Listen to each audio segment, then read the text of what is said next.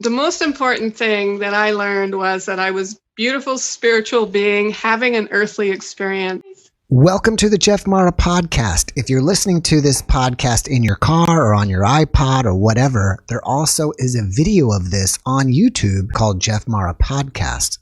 So you can go there and check that out as well. And today we have an awesome guest for you. Her name is Sara McClellan. She's an intuitive healer, an empowerment coach, and she is also the author of the book 31 Dimes from Heaven, where she teaches how important it is to love ourselves and that healing is possible. Sara, thank you so much for joining us. Thank you, Jeffrey. Thank you so much for inviting me. I am thrilled to be here. Thank you. And I think what I like about you already is you have a great energy about you. Thank you. I think I was born with that, and then going through what I've gone through, it's definitely enhanced. And it's all about giving out love and just reaching out to who we really truly are. That's great.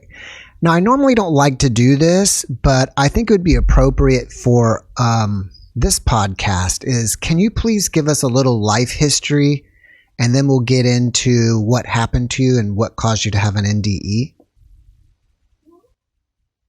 Okay. Yes. Great start. Mm-hmm. So I was born into this family that was very challenging. I was at the age of 3, was being bullied by my father. There was a lot of abuse in the family, very dysfunctional. A lot of raging. There was no religion, no spiritual background. I was actually taught to worship my father. And so the childhood that I was born into was extremely difficult, very challenging. And at the grade 7, I was actually reading at a grade 2 level because I was so emotionally challenged and living in so much fear that I mentally shut down. I find it interesting that you said that you were taught to worship your father. Mm-hmm. Yeah. Yes. I mean, my father was a controller. We all need to have something beyond ourselves to look up to. Mm-hmm. I think that's a human trait.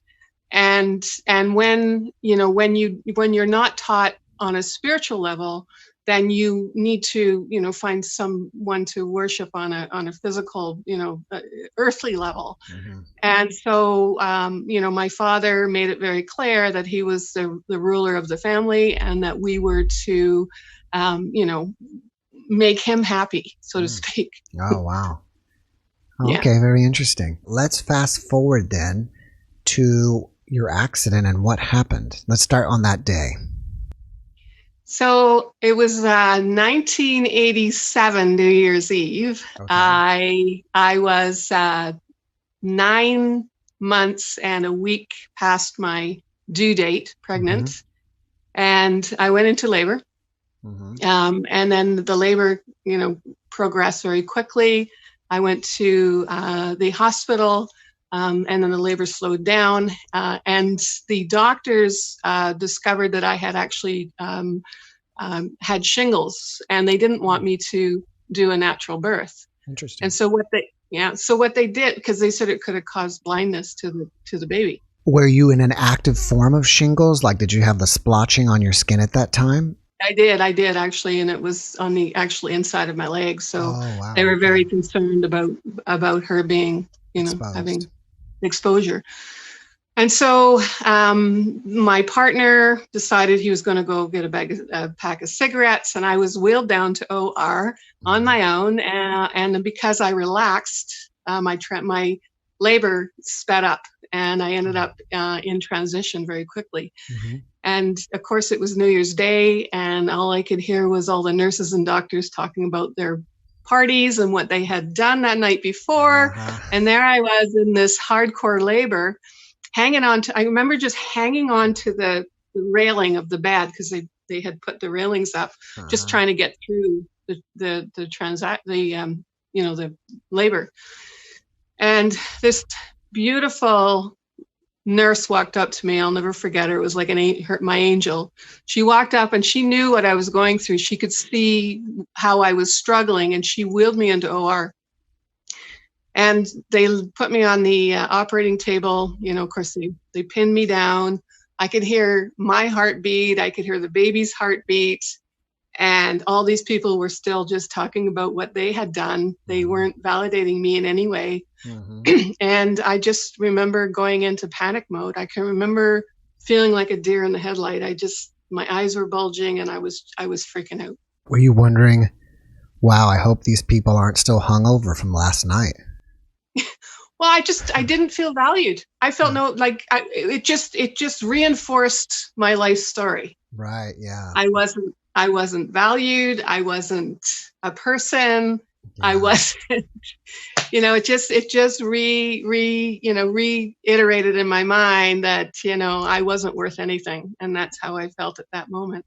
Yeah, I get it. That's terrible. Yeah. So in that moment when everything, and then, when I started panicking, the nurse that was in front of me, said to the doctor behind me, "Excuse me, doctor, but can't you tell your patient's panicking?" And that was it for me. I am done. And in that moment, all I remember was just crying out to God. And I meant it from the depths of my soul. It was like, I just want to die. I want to die. Did you actually say that or just think that? I said it in my head. So the doctors didn't hear you say that? No, okay. But I was just this moment where it's like, I honestly, I just want to die. Right. I'm sorry, God, I want to die. I'm done. Right. Yeah. Wow. So then what happened? And so the next thing I knew, I remember falling back into the bed and then looking over to my left. And there was this very dark space. And as I floated towards that space, I could hear my name being called, come Sara. I kept floating to that space, and the closer I got to the space, the more pain there was. It became to the point where it was just so horrific that I couldn't handle it anymore. Mm-hmm. And in that moment, I remember just crying out, please forgive me. Mm. And then in that instant, I was in the light. I was in this beautiful, unconditional pink light that literally blanketed me with this unconditional acceptance of who I was, even in the mess I was in. It was just this incredible, oh my God, I'm home. I'm home.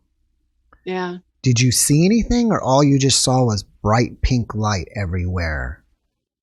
I was this floating being that was in this beautiful light. Mm-hmm. I was floating towards the crest of the light, but in the light, I was reminded of all of these, of these things I had forgotten. Like I was this beautiful spirit. Mm-hmm. I was having an earthly experience. Mm-hmm. I wasn't all of the darkness. Mm-hmm. I was just filled with this information that was being given to me telepathically. It wasn't like we were having a conversation. Mm-hmm. And then, as I floated towards the light, I just felt, oh, I'm home. I'm home. Thank God I'm home. Mm-hmm. And then when I got to the crest of the light, I was asked telepathically by a being that was on the left side of the light, mm-hmm. Are you sure this is what you want? Hmm. Did you see the being, or you just heard that? No, I saw the being, and the crazy, it was like this hand came out to me, and the hand was offered to me. Are you sure this is what you want? And it was like, am I going to take the hand, or am I going to not? It was an interesting experience. Yeah, it was, is this what you want? It's like a light being, like just like a silhouette of a person as light? Yeah, it was no face, right. No face, but it was a silhouette of this person in this cloak, just asking me if I was sure this is what I wanted. I don't want to switch gears here, but I want to get this because I don't want to forget it later. You're having this experience. Did anybody tell you later, like on Earth, what had happened to you? Like, had you just passed out unconscious, or you know what I mean? What happened in the physical world? No, you know what I mean? Nobody. In fact, I went to I ended up going back to the doctor that was, in the operating room. Mm-hmm. I went to 5 different churches. Mm-hmm. I went to psychologists. I went to psychiatrists, and this is 1988. And I just wanted somebody to just kind of let me know what had happened to me. What the heck happened? Mm-hmm. And nobody. There was one pastor. And I don't remember what church, but he said I was in the arms of Abraham. And whatever that meant, I didn't know. But, because I was not raised in a religious family. So, and that gave me some comfort. But no, I was absolutely in the dark. There was no internet. There were no books. Right.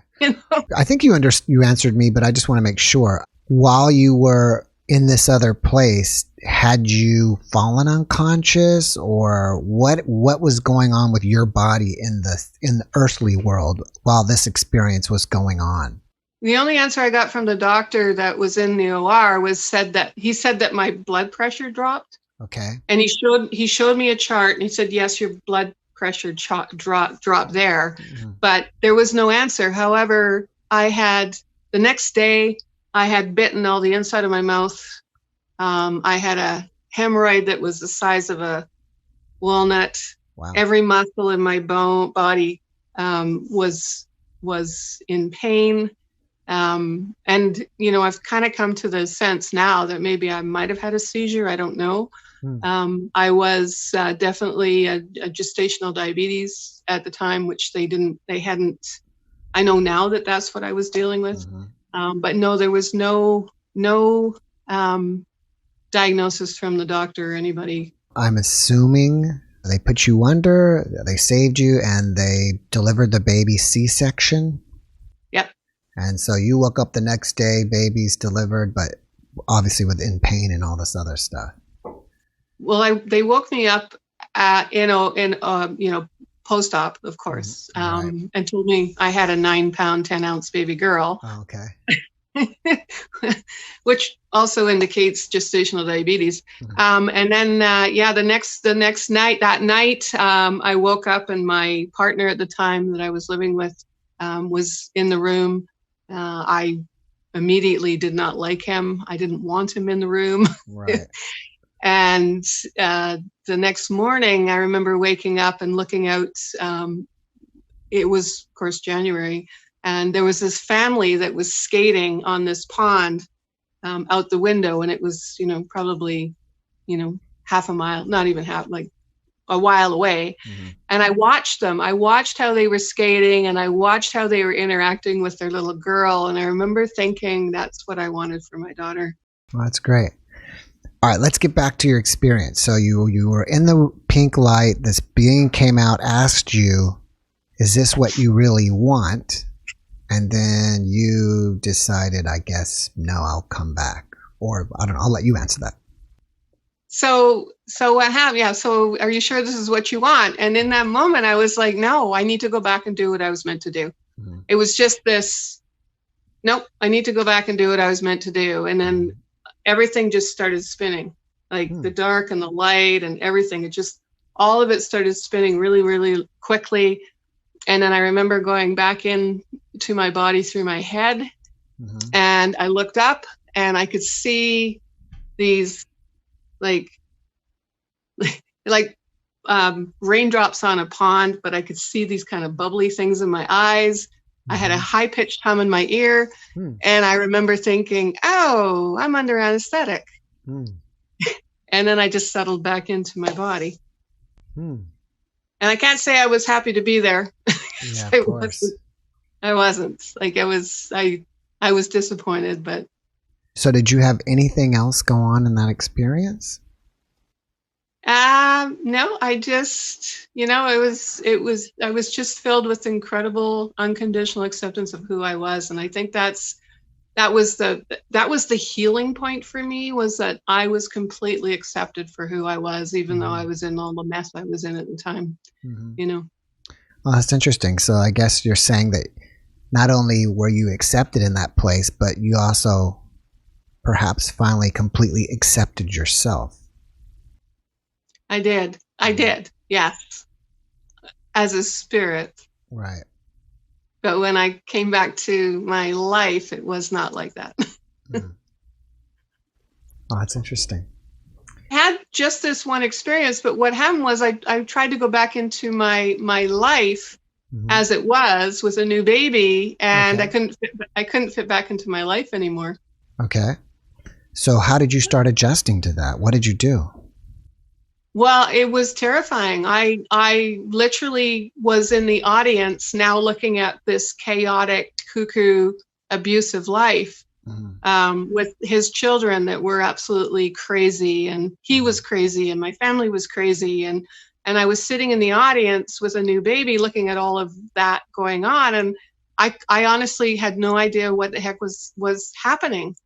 And within 6 weeks, I took his children into social services and had them interviewed, and they were apprehended and sent back to the mother. And wow. I ended up at a women's shelter, and there was more chaos and craziness. And I was so confused. I had no idea what was going on. It was terrifying. I mean, he was just your partner at the time. So you finally broke up with him.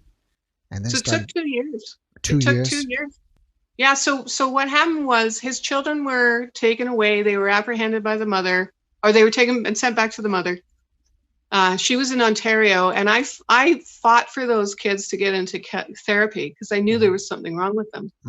And that took like 3 years. And then what happened was unfortunately, my daughter started showing signs of something going on with her.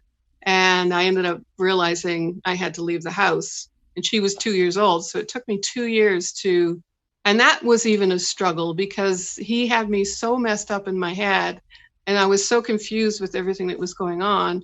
It was a really, really challenging time for me. And so I left him. And then I had to start facing the fears that I had been living through as a child, and I had to start dealing with my stuff, like my story and that kind of thing. So, were you getting any therapy from a therapist, or like healing from a healer, or what were you doing to heal yourself? I was because I filed for a police file. I was offered therapy, but of course that was very, limited. And so I did whatever I could. I started going to therapy. I started working through that. And then about 4 years later, I found myself in a new relationship. And, a lovely guy. And I was prompted to turn the TV on. Okay. And so I went and turned the TV on. It was in the evening, and there was this Nova show. And it was a Nova show about back from the light or into the light. And what it was all these people sitting around this table sharing their near-death experiences and sharing what they had gone through to terminal cancer patients, because at that time, of course, cancer was terminal. Right. And in that moment, it was like, oh my God, I'm not crazy. Like, it was like, oh, some other people have had this experience. I'm not crazy. It was just this moment, like they were like my family, my brothers, my sisters. It was like a hallelujah moment, I have to say, honestly. And I actually still have the VCR that I threw into the TV and taped it. It's still on here. That's amazing. A lot of young people have no idea what you just hold up. I know. but I know. And I pushed play, and now I have it on, most of it on there. But the doctor that was doing the show just spoke about, losing their dog eat dog and all these changes in the people that have gone through these experiences. And for the first time, I felt like I was understood. It sounds like that your partner, the father of your daughter, is kind of similar to perhaps your father. I mean, it sounded like the next guy was a nice guy. Did you continue meeting guys that were similar to your father, or had you kind of changed your ways? No, the biggest thing that happened, and this is super important, is that I had reconnected with my spirit. I had reconnected with, the essence of who I was, but it didn't heal my earthly experience. It didn't heal what I had been exposed to as a child. Right. What it did was it showed me that was learned behavior. That was an earthly experience. It wasn't who I was, but I needed to, deal with it. I needed to figure out how to heal it. I needed to, go through, because what I would do is I would go into the drama, and then I can't deal with this. And then I'd step back into the audience, and then I would see what was going on with the drama. And then I would take that emotional pain that I was dealing with, and I would relate it back to my childhood. And then I would release the pain, which would heal the story. And so I just kept doing that. I just kept going in, stepping out, realizing what was going on, and healing the story, healing the emotional pain that I had been taught as a child. How did you learn how to do that? It was, I went to psychologists, I went to psychiatrists. They just wanted to talk about everything. Right. I knew that wasn't going to work for me. What I started beginning to understand was that I would find these people would come to me. I would heal up to that point, and then I knew I had to find a new healer because they could only help me to that point. And so I would stop, working with them. I would do some work on my own, and then what happened was I ended up meeting this incredible psychologist 25 years ago. She was woo-woo at the time. She was like, the granola. Right. And she started doing EMDR and a bunch of different techniques with me. And so what she did was she taught me how to do these techniques so I could do them on my own. I've never heard of EMDR. What is that? It's really woo-woo, but that's okay. Basically what it is that you can actually use your own energy to release. You can use your energy to take back an emotion. You don't have to know what it is. Right. You don't have to know, is it fear? Is it hate? Whatever. Just take the emotion you're feeling, and with this technique that I do, you can actually go right into where it originally came from. Right. So it could be somewhere, usually the first 7 years of your life, because those are your emotionally, that's where you develop your subconscious emotionally. And so you just take the emotion, you go into, with this technique, you literally go into where the memory and the emotion are actually, intertwined. And then what you do is you either rescue the little inner child or you release the energy. And so the story, the memory just doesn't have the electrical charge that it had. Yeah, I totally get that. There is a modern technique now. I can't remember what the name of it is. I used to know it. And I know people who've practiced it. It's a series of muscle testing and tapping on you and going back into memories, and I'm helping you release it. So it sounds like you were doing this on yourself. Would you sit there and maybe feel a certain emotion like fear or pain, and then you would try to make yourself feel that, and then you would try to remember when you felt that, and at that point in time you would kind of revisit that in your mind and your life and try to, as you said, rescue yourself? Is that how that works? Yeah, it sort of, I think, well, the biggest shift for me, and I'm trying to get the light, sorry. The biggest shift for me was when I started discovering that I would wake up in the morning with an emotion. And I started becoming that's actually how I discovered I was living in hopelessness and depression, because I would wake up in the morning with this emotion. And then my brain would want to, protect me from the pain. And so I would, go off and find myself switching off into a different direction. And I actually caught myself doing it at this one particular morning. And so I took myself back to what I was actually feeling before I switched off. And, that's when I discovered I was actually living in hopeless depression. And so just taking that emotion, and what I did was I went back into my childhood, and I realized that my whole childhood had been hopeless. Like there was no way for me to escape what I was living through. Yeah. So, and so that was victim mindset, of course. And so I released that. And when I discovered that, what I started realizing was that my conscious brain wants to protect me from the pain. Right. But when I'm sleeping, my conscious brain is also sleeping. So what's coming up in my dreams is my subconscious. Yeah. And so I started using my subconscious emotions to heal. I actually healed toxic shame. Like I was carrying around toxic shame, and I actually healed that through, experiencing it in my dream. Wow. Realized, really thought it was just guilt. And then I woke up in the morning and discovered it was way more than guilt. It was actually carrying around my dad's toxic shame. Did you ever feel like you were having the same dream over and over, and that's how you? That's why it was you realized it was toxic shame, like that was the same dream of being shamed over and over? Well, it was like, I've had many dreams where I've had the same over and over, but that particular dream, I don't know if I had. Basically, the dream was that I was going out to swim with my sister. We were going to the swimming pool. I ended up forgetting my bathing suit. I had to go home and pick my bathing suit up. I walked past this house, and this poor guy was sitting on the balcony crying. I went to comfort him. Of course, I let my sister down. And then we met up later, and it was this whole like drama thing.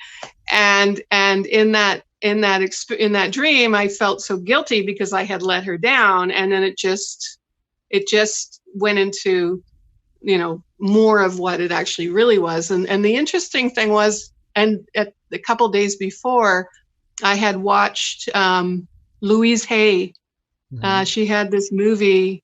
It was about, going through the passage and realizing that, you had to release all your emotion, like this whole, I can't remember what it was called, but I had watched that movie and it had really, really touched me. And then Michael Beckwith was doing this something on Facebook, and I had watched what he had done. And then he said this prayer and all of that. And then the dream just kind of opened up this whole different, like new level. It was crazy. And I knew that when it was 9:00 in the morning and I released that guilt and toxic shame, and I was dancing around my house, I knew that was such a huge shift for me. I knew that was life-changing. I phoned my girlfriend up. She had no idea what I was talking about, but she mused me. But that was a big shift in my life. Oh, that's amazing. You've had the healing, and sounds like you've had a lot of alternative natural healing, which I think is great. There were times when, there was this moment when I was in an absolute paranoid state. And, I had gone to Bible studies and I had tried to figure out what had happened to me. The guy I was living with, he was involved in a cult in Vancouver. It was my daughter's father, like the guy I was living with that's how I ended up getting his kids into therapy, and it was discovered that they had actually been ritually abused. And, I still actually have the letter from social services telling me, and that was 3 years after. I didn't know. I had no idea. I just, he would go to the ranch. He worked for the movie industry. He was a gaffer in the movie industry. Wow. And he would disappear for, days at a time. Of course, that seemed very natural to me. And then he always talked about going to the ranch. Yeah. And I ended up getting his kids into therapy. And when I was fighting for custody, he wanted the custody of our daughter. And when we were fighting for custody, I had been in contact with one of the counselors that was taking care of the children. And she said, if you ever need anything, let me know. And so I gave him she gave me her personal number. Mm-hmm. So I gave that to the social worker that was dealing with our case. Mm-hmm. And he called her, and within days he phoned me back and said, we're denying access to the natural father. And he said, I've never done this before. So he was involved in a cult, and that was a big shocker, but I had to put that on the back burner because, it was just too much. Right. It was too much. Do you know the name of the cult and what they actually, what their rituals were? Nope, I don't. I mean, I have a pretty good idea, and out of protecting you and me, I think, I have a pretty good idea. There was things that happened in Vancouver that I can pretty well say that was occult practices. But I didn't know anything. In fact, the lady the counselor that was dealing with the children, she kept asking me all these questions, like, did you find books I did not know what she was talking about. Yeah.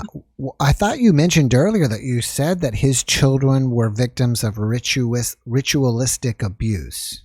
Yeah, they were. That it was 3 years, like literally, like. So my daughter was born in 88, mm-hmm. and this letter is written in 1992. What is can you tell me what is ritualistic abuse? So it's like it was, probably being reborn through a pig's carcass. There was probably, it was pretty. From what I can tell, it was pretty satanic, but, that's coming from, my daughter when she was 3, mm-hmm. and then things that I was piecing together. So I was a stay-at-home mom. Mm-hmm.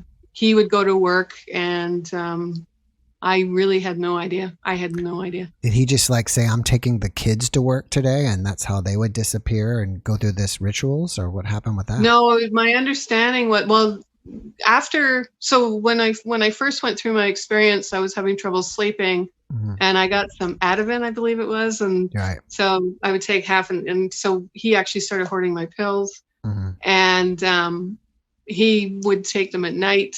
Mm-hmm. I had no idea.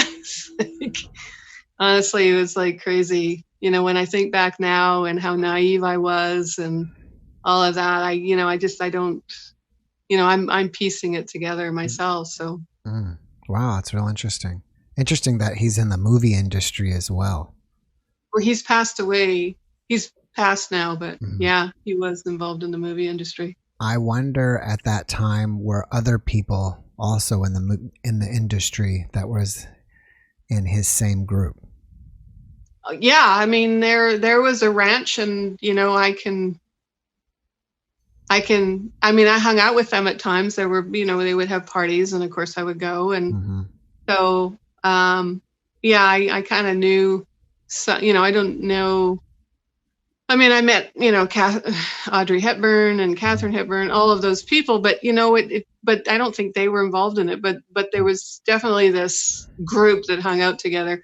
I mean, I even have a letter from him that I've kept that talks about him going to the ranch, and, I'm going to be gone to the ranch for a few days and that kind of thing. So yeah, it was really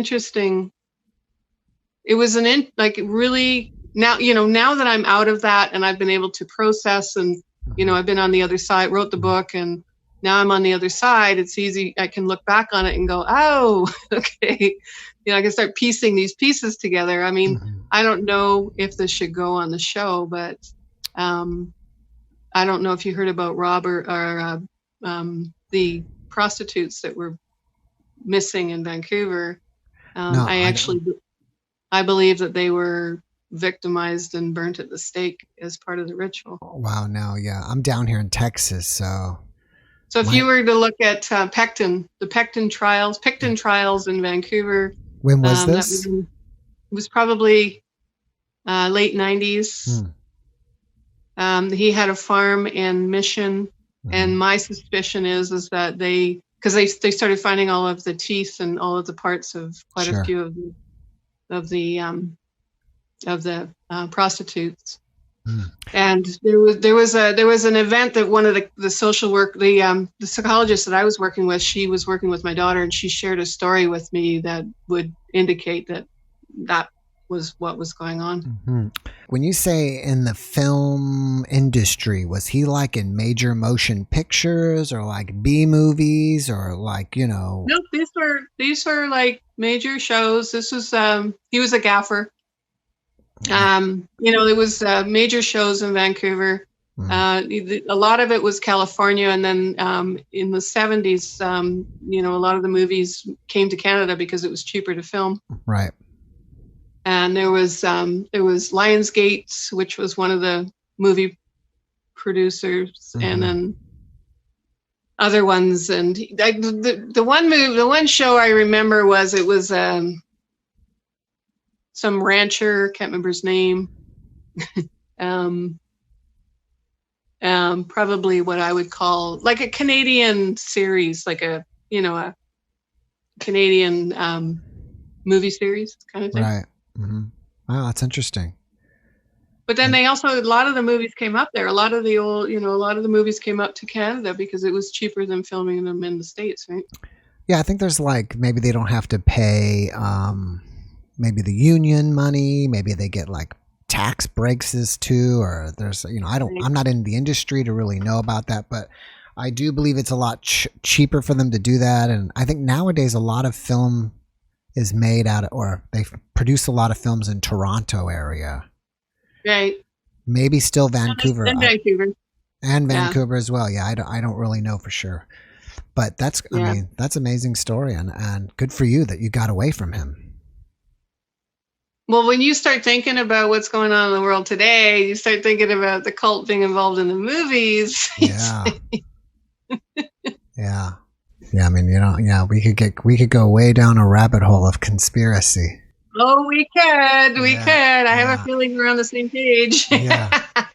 You are the author of your book, 31 Dimes from Heaven. Can you please tell me about your book? Absolutely. I'd love to. So I always, you know what, I would always do these like visualizations, and I would always see this book opened up in front of me, and I knew I was supposed to write a book, but I always remembered thinking, what do I have to tell anybody? Like what, you know, who am I? Right. And I was reading at a grade 2 level in grade 7. I was, you know, basically illiterate. I don't think I read my first book till I was 18. And this, you know, I just knew I was supposed to write a book. So when I ended up going to this workshop, and the inspiration was, who's supposed to write a book? Please stand up. So like 500 people stood up. Who, you know, in the last, who's going to write it, or who started, or whatever, you know, 17 people stood up. You know, are you supposed to wait? Are you supposed to write the book? And then all of a sudden I was like the only one standing up or whatever. And I looked around and I went, oops, like this. Of course, everybody broke out laughing because it was like, yeah, I'm supposed to be writing a book. So I figured out what was stopping me from writing. And it was, I had a laptop and I couldn't really type with a laptop. So I went and bought myself a keyboard. I hooked it up to my computer and I started writing. Oh, wow. And within a week, I basically had the outline completely, like from chapter 1 to chapter 20. And each chapter is a unique story, you know, within my life. And I just kept writing. So I would write the first layer, and then that would come off me. And then the second layer would come up, the second layer of emotion. So then I would write the second layer. And so what I did was I spent about 2 months just writing the story after my near-death experience, which was easier. And then I tried to go back to my before, and it was really painful. It was really difficult to write. And so I did as much as I could, and then I put the book on hold. And then, of course, I started finding dimes.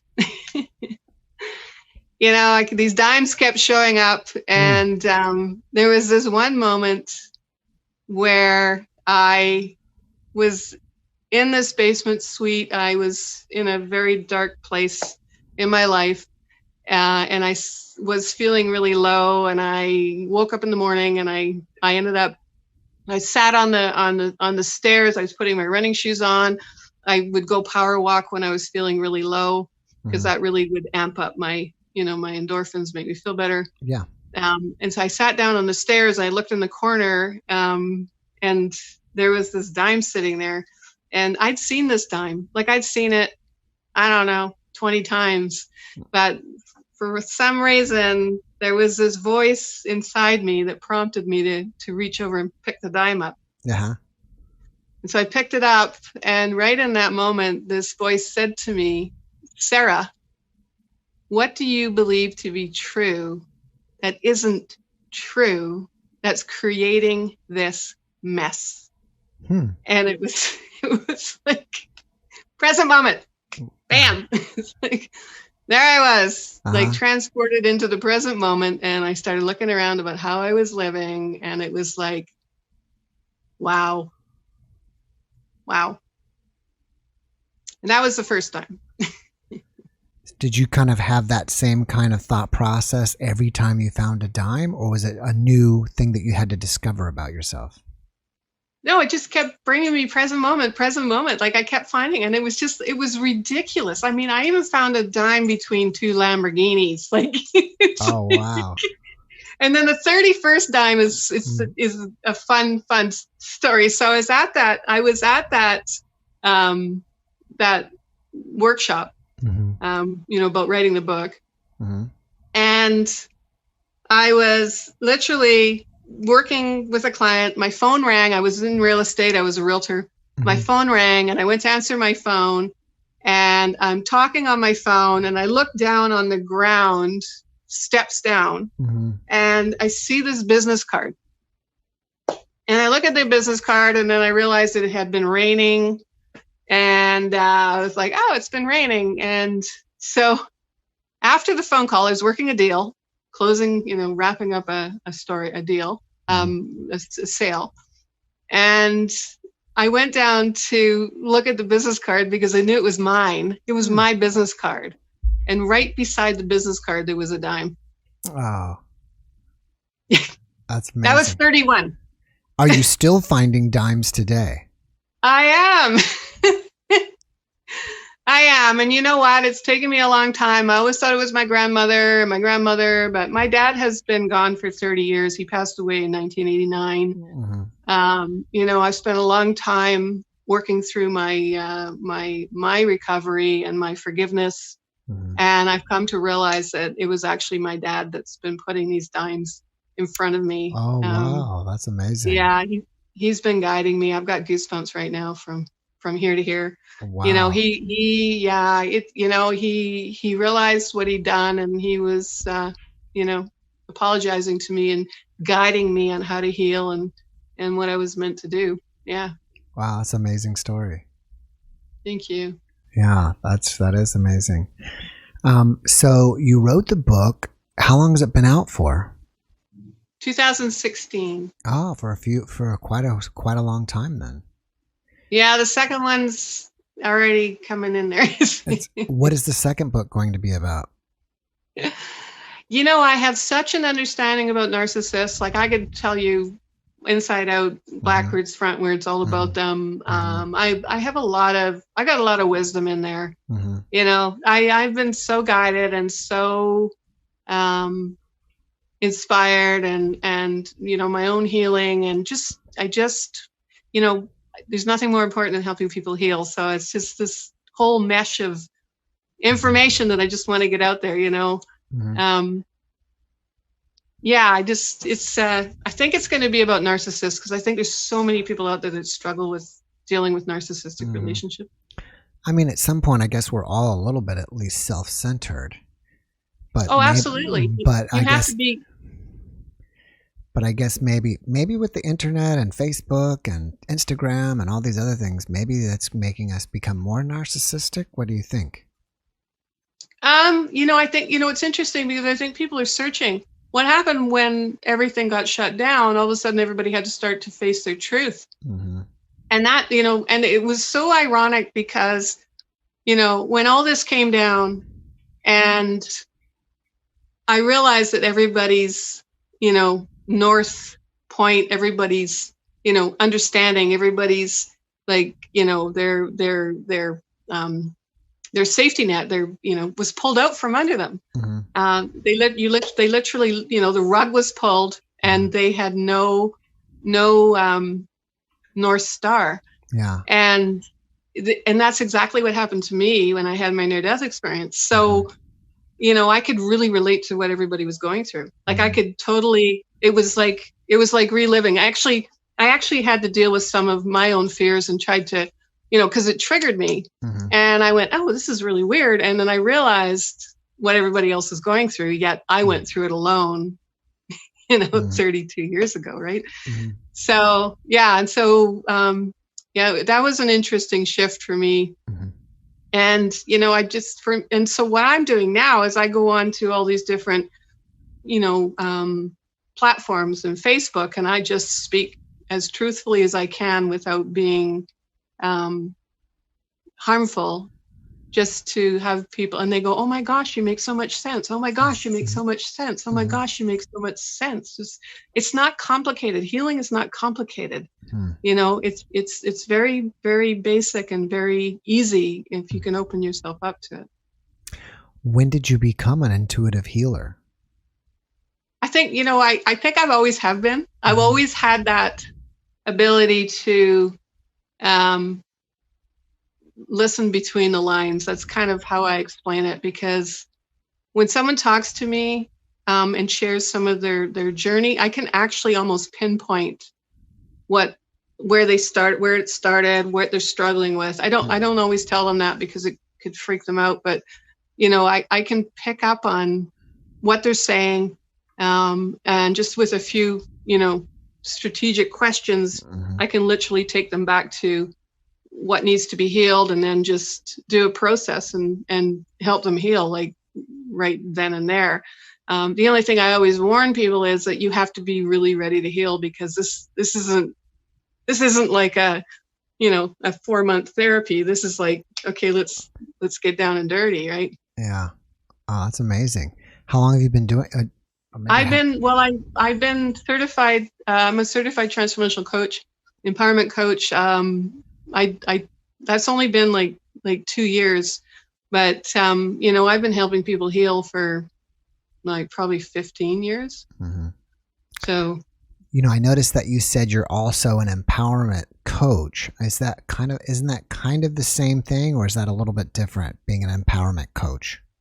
Well, I say, because I'm intuitive to what you need to heal, but an empowerment, like I take people back into let's say you were bullied. Right. You never faced your bully. You still have that intimidation, and the hurt. And what happens is, with that energy, you keep sending that out into the universe.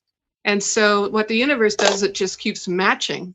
So it's going to keep bringing bullies into your life. It's going to keep recreating what you have stuffed in there, because it's energy, and you can't, no matter how much anybody says, manage your energy, manage your emotions, you can't do that. Right. It's going out into the universe. So what I do is I take that person, I take them back into when they were first bullied. I have them face all the emotion. And then what I do is I get them, the adult person they are now, to go into that situation, to pick up the child, or if it's 12 years old or 3, whatever is appropriate. I have them, pick the child up, just hug them, tell them how much they love them, they're safe, they're secure, just fill them with all of this empowerment and knowing that they are loved. And then I have them face the bully, face the situation.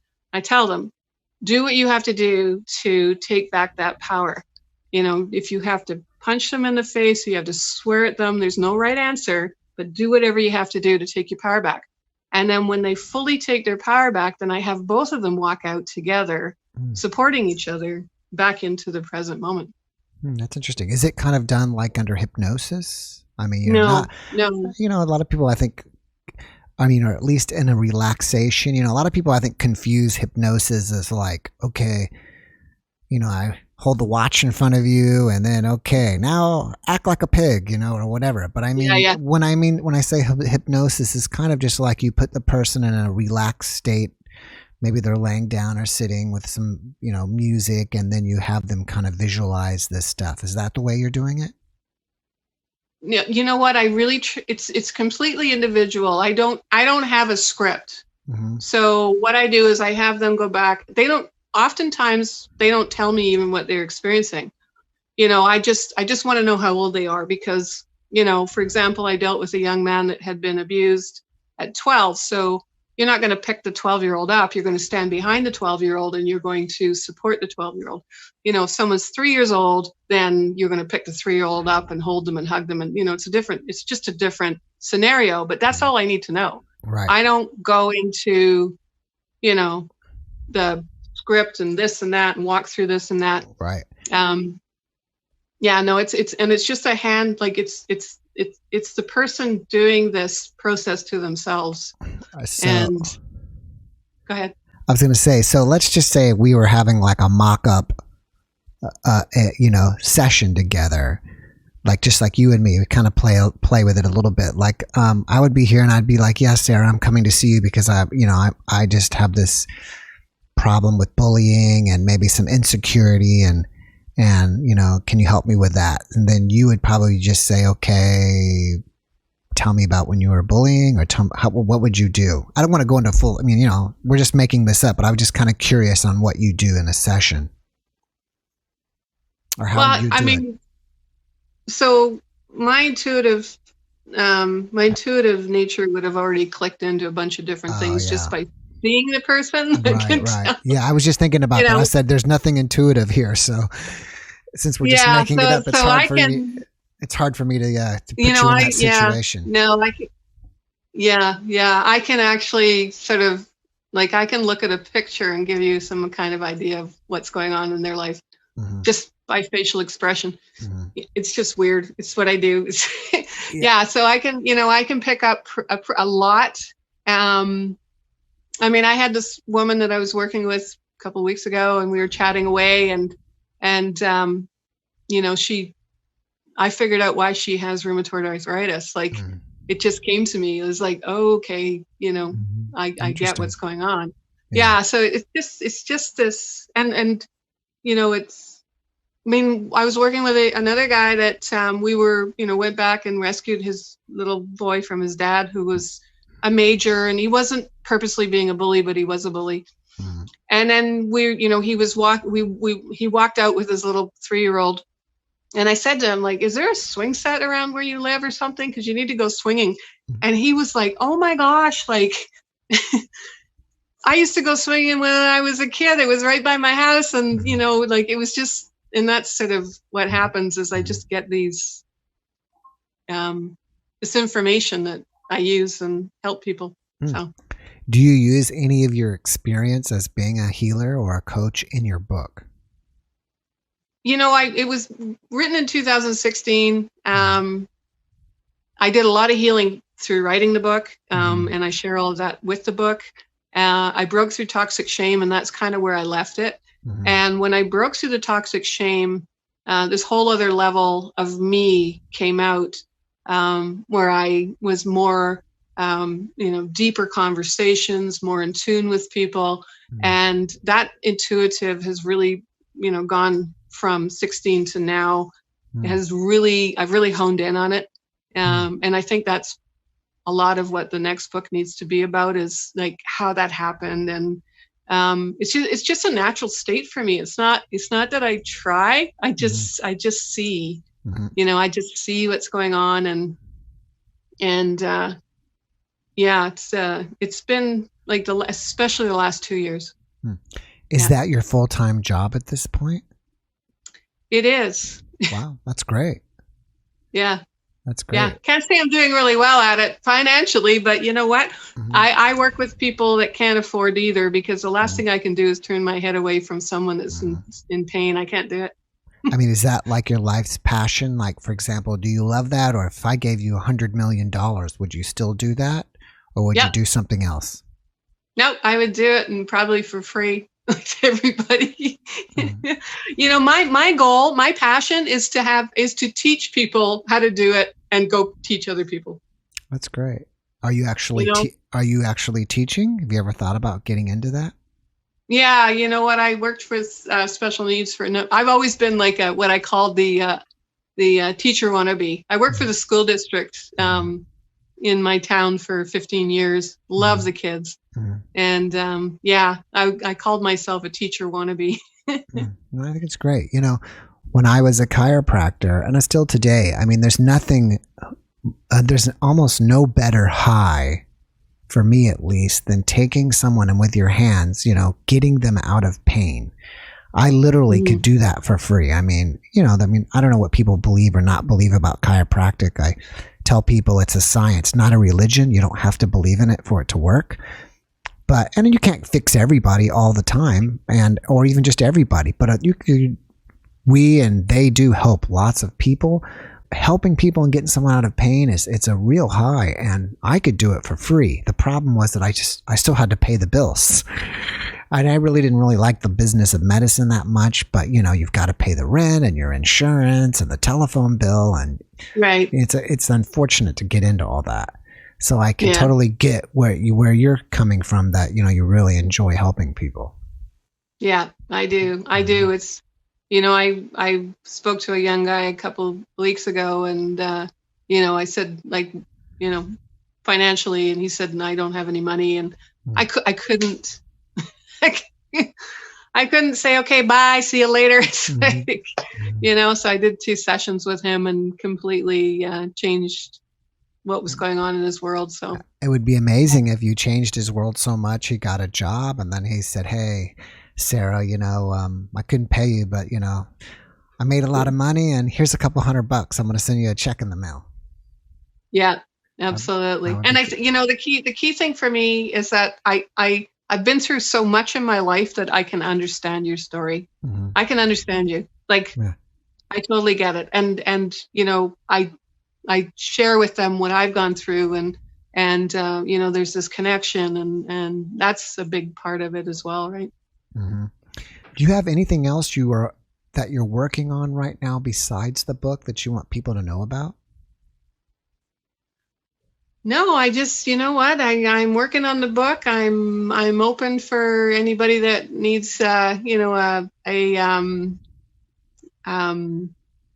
you call it?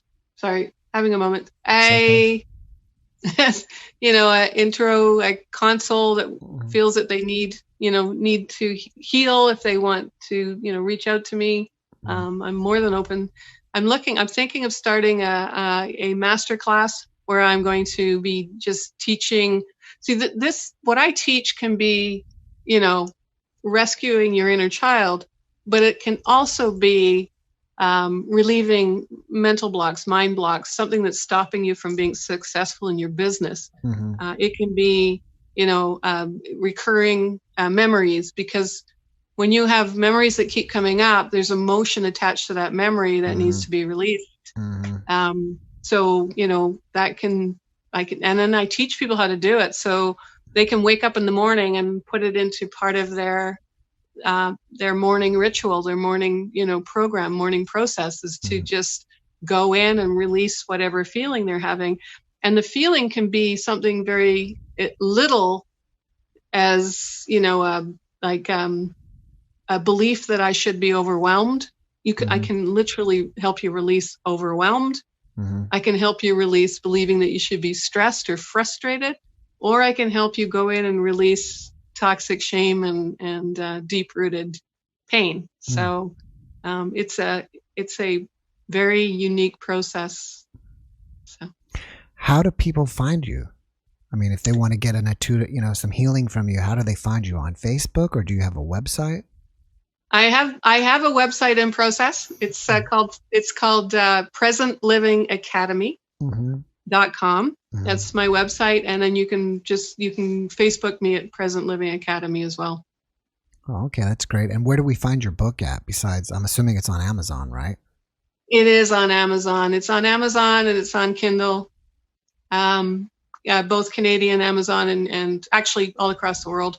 You can go on Amazon and Kindle. I'm curious to hear your thoughts on this. I had a guest previously that does past life regression. Now that you've had your experience, One thing is, do you believe in reincarnation or not? Or did you get anything else out of your experience like that made you believe that we may come back, or we go there and that's it and we stay in a heaven-like place? I wasn't given any information about that. One of the things that I know for sure is that, we come into a family and we have parents, grandparents, great-grandparents, and great-great-grandparents, and they all have issues. And then if they don't deal with them, if they don't release, the emotional energy and that sort of thing, they're going to pass them down to the next generation. Right. And then the next generation, and then the next generation. And so when these days, dealing and releasing that kind of emotional, pain, and that it's not uncommon now, but it wasn't that way when my mom was a kid or when my grandmother. So we carry all of that past generation stuff, so to speak. Mm-hmm. So I know that, in my life, I had to release my mother. My grandmother was orphaned. The story keeps going. Mm-hmm. And so I had to release a lot of that through this process I do.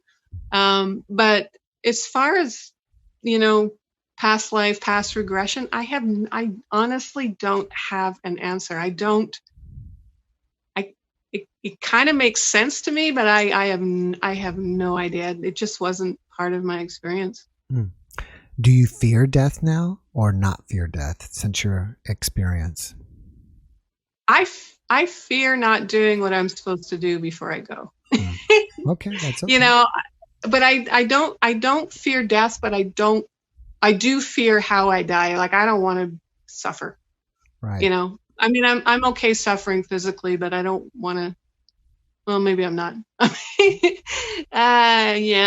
I think that the way I die is probably my biggest challenge. Yeah. Of course. You don't want something painful.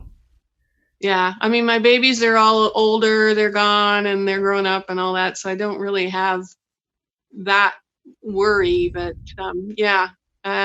just I'm going to be old. My mother's 85. My grandmother was 101. Wow. So you have great genes. I'll be around for a while. Yeah. All right. Well, before we wrap it up, can you give us one message of hope, healing, something positive for us to leave this podcast with? Absolutely.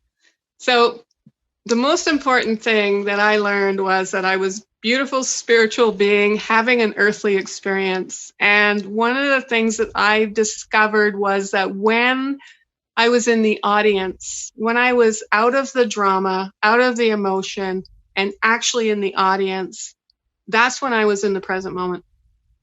And that gave me the ability to look at what I was dealing with, make a cognitive, conscious decision about what was right for me, and heal what I had to heal. When I was in the drama, believing that I was the drama, there was no possibility of me ever understanding that.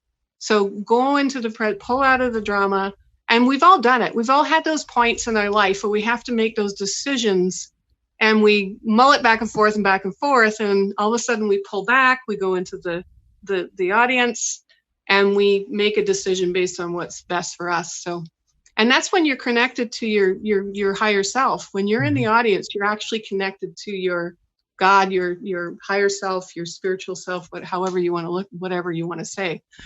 So that is probably the biggest gift that I was given. And if you can understand that, that's the gift I want to give.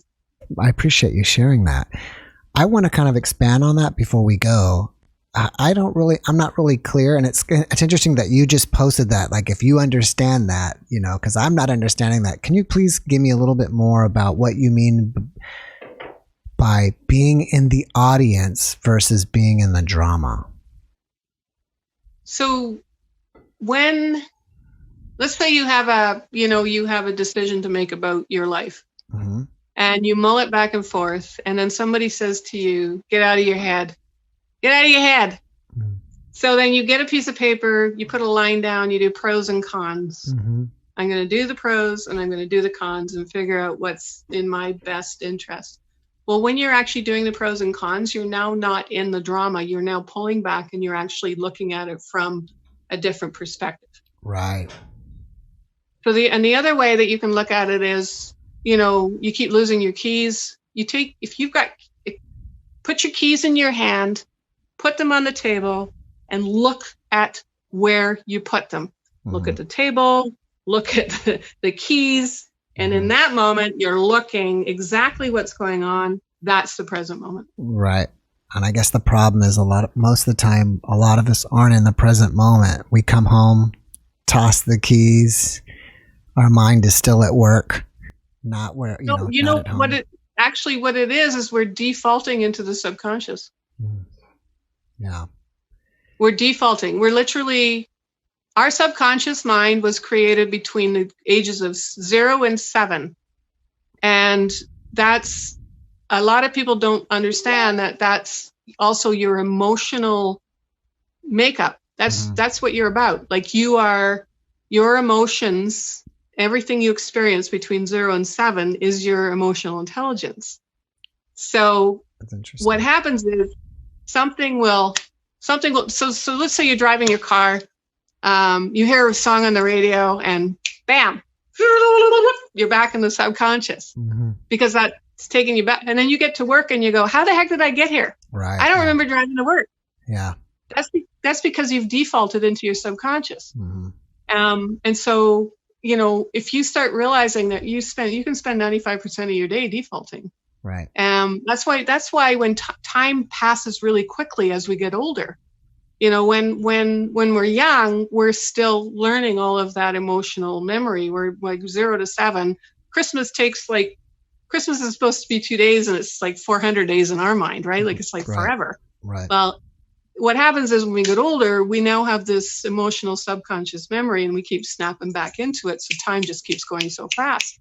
And as you heal that, as you release that, time slows down. You just took my question, right out of my ears. I was going to say, well, how do you stay out of your subconscious? You have to release it. You have to release the emotional memory that's connected to the event. So you have the events and you have the emotion and they get connected. So what you have to do is you literally have to release the emotion that's connected to the event, because it's the emotion that keeps pulling you down into your subconscious. And once that's released and gone, then you spend more and more time in the present moment. That's very interesting. Where did you learn that from, if you don't mind me asking, that most of your subconscious is learned from 0 to 7? Well, Dr. Bruce Lipton. The name sounds familiar, but I don't. What is YouTube Dr. Bruce Lipton, and he will explain exactly how conscious, subconscious. He's brilliant. However, a lot of those, they don't go the step further where you actually have to release it. They just kind of share that, we keep slipping. Dr. Bruce Lipton believes we slip into our subconscious 95 to 97% of our day if we're not aware of it. That's interesting. But when you say we're slipping into it, are we slipping into memories between 0 and 7? Yep. I mean, I can say I'm probably guilty of not being in present time, but I don't really find myself in memories of between 0 and 7. You probably don't. Well, I mean, you think, what do you remember between 0 and 3? Yeah, almost nothing, it seems. Yeah, but you still have emotional memory. You were in the family and you had all the drama and everything going on in your family. So there is information in there from 0 to 3 and then 0 to 7 or 3 to 7. And you probably have more memory as you get to be, 4, 5, 6, 7. But there's all that other stuff that you don't remember that's sitting in there. And you slip into it. It's just, everybody does. Think about, this is what I always like to use. Like, you're in school, you're in grade 1. All of a sudden you hear the teacher saying, Sarah, stop daydreaming. Well, you're not daydreaming, you're slipping into your subconscious. Something has triggered you and bam, you're in the subconscious. Somebody can be looking at you and pointing their finger. You don't hear anything they're saying. And they're looking at you, go, you're not listening to me. And it's because whatever they've done has triggered you and taken you back into your subconscious. 3 days later, you had a conversation with someone 3 days later and you go, I should have said this and this and this and this and this. It's because how they were speaking to you or something they did was triggering you back into some subconscious memory and you weren't in the present. Oh, that's interesting. Yeah. Yeah, I think that's very fascinating. I don't know how I learned it. I just figured it out. I guess I guess what I could do on my own in the meantime is just kind of start, when I realize myself daydreaming, can I sit there and go, can I connect this to somewhere between 0 and 7 as I'm daydreaming? Do you think that would be helpful? Yeah, what I started doing and how I realized this was I would find myself in this thought about somebody, about a past relationship. And I would go, how did I end up here? Why am I here right now? Mm-hmm. And so what I would do is I just started tracing it all back and going back into, I saw a Mercedes, like literally. Mm-hmm. I saw a Mercedes car, bam, I'm down in the hole. And that's how I started realizing that I was being triggered and I had to,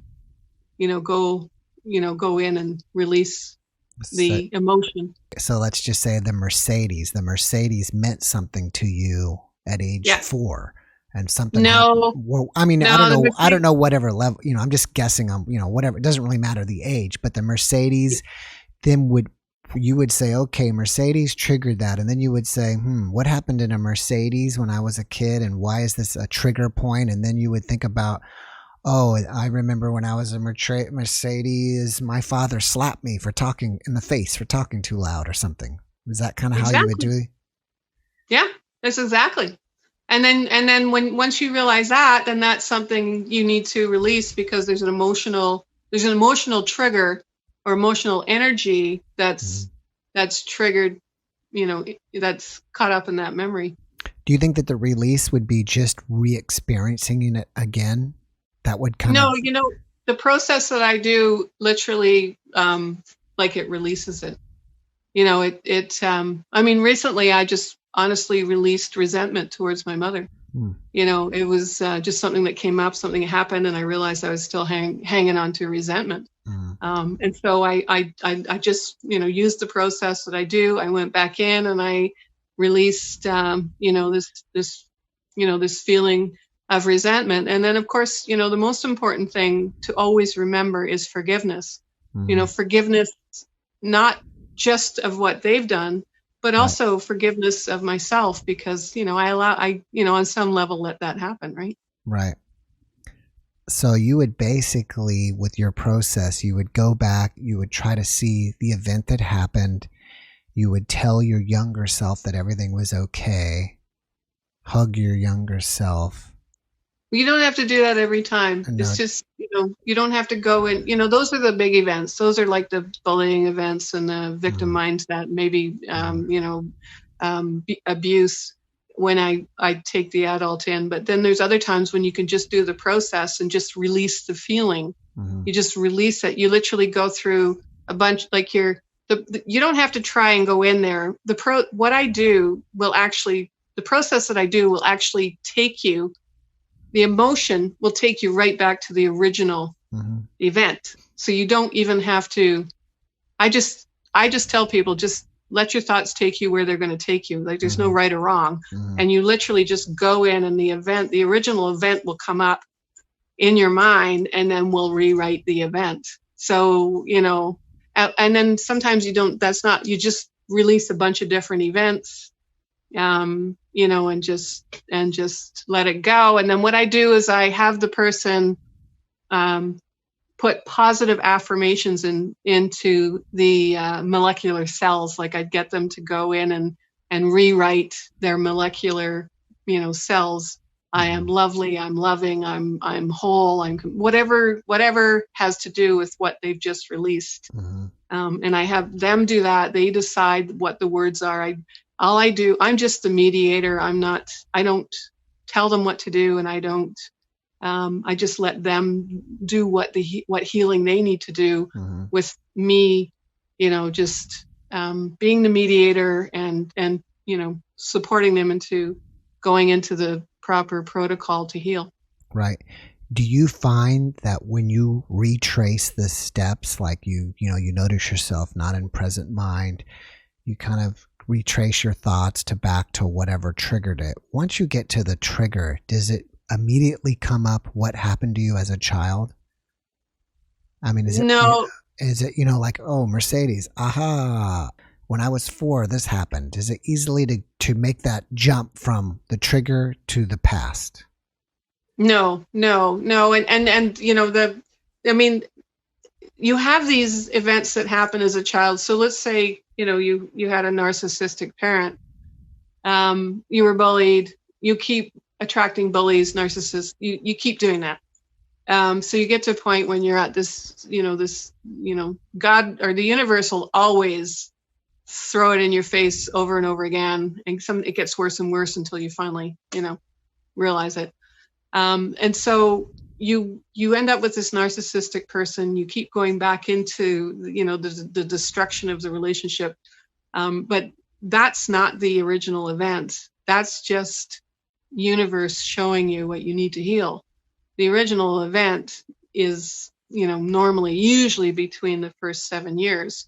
It could be teen years too, with bullying and that kind of thing. But it's the window of opportunity for you to see what you need to heal, and then taking that window, the emotional window that you have, and taking it back to where it originally came from. So yeah, it's a little more complex than just, you don't just have this, oh, that's what it is. No, right. Sometimes you do. Right. Yeah. Well, it's interesting is when we were speaking earlier about there's that technique, and I still can't remember what the heck that technique is called. And it was kind of, to deal with muscle testing and stuff like that. And I don't know how much you know about muscle testing, but I know all about it. It's kind of like a, like a lie detector test, a physical one. But anyways, it seems like they go back. Okay, did this happen 10 years ago, 20 years ago, 30 years ago? Oh, 30 years ago. Yeah. Okay, what happened at 30 years ago? Did this, I've never had the treatment. I just kind of watched it, and it seemed really fascinating for me. It seems like that there's a lot of different techniques out there to kind of get you back to the past, rediscover what happened, see it as face value, and release it. I'm kind of oversimplifying things, but no, it's actually that easy. Basically, that seems kind of where we're at. Yeah. That's there's so many people out there that are all like, going into this guru, this and that, and managing this, and, being in the, this space. And I'm not going to say, there's some spaces where who I was talking about. And I'm like, it's like, let's just get down to brass knuckles. It's not that difficult. Right.